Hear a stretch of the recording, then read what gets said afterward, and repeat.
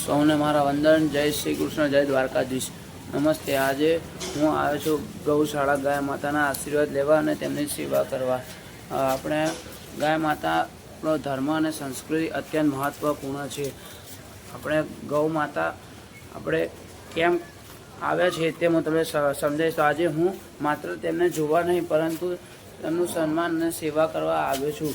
ગાય માતાનું મહત્ત્વ આપણે જાણીએ તો આપણે અનેક મુદ્દાઓ ગાયના છે.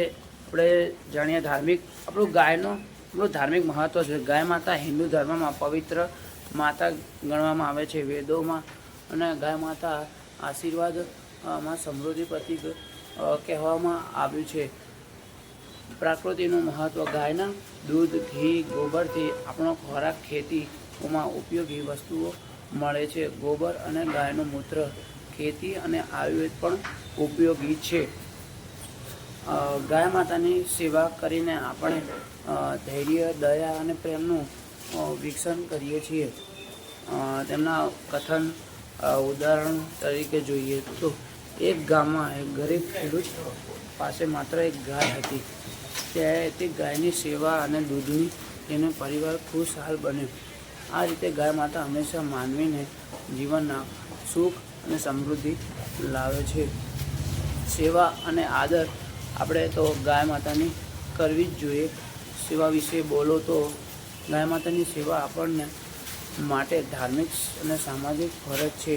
ખોરાક આપણો પાણી પીવા.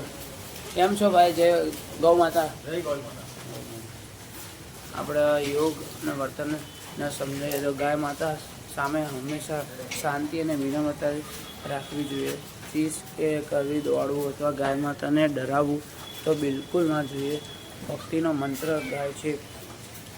આપણે સરળ પ્રાર્થના મંત્ર બોલીએ તો ઓમ શ્રી ગૌવે નમઃ, ઓમ શ્રી ગૌવે નમઃ, ઓમ શ્રી ગૌવે નમઃ. ભક્તિનું વાક્ય. ગાય માતા અમારી રક્ષા કરે અને અમારા જીવનને સુખ અને સમૃદ્ધિથી ભરી લે. અને આપણે સમર્પણ તરફ જોઈએ તો દૂધ, ખોરાક, ચંદન તમારી સેવા અને સંપત્તિ છે. ગાય માતા આપણે માતા છે. સૌને મારા આભાર. હવે હું તમને ગાયો એક એક કરીને બતાવીશ. બધી ગાયોને આપણે જોઈશું.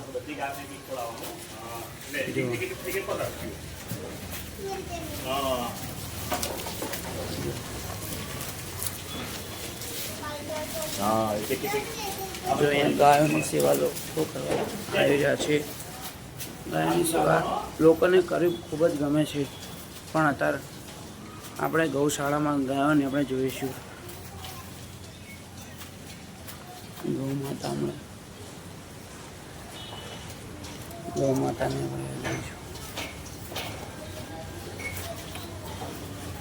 જો તમને એક એક કરીને બધા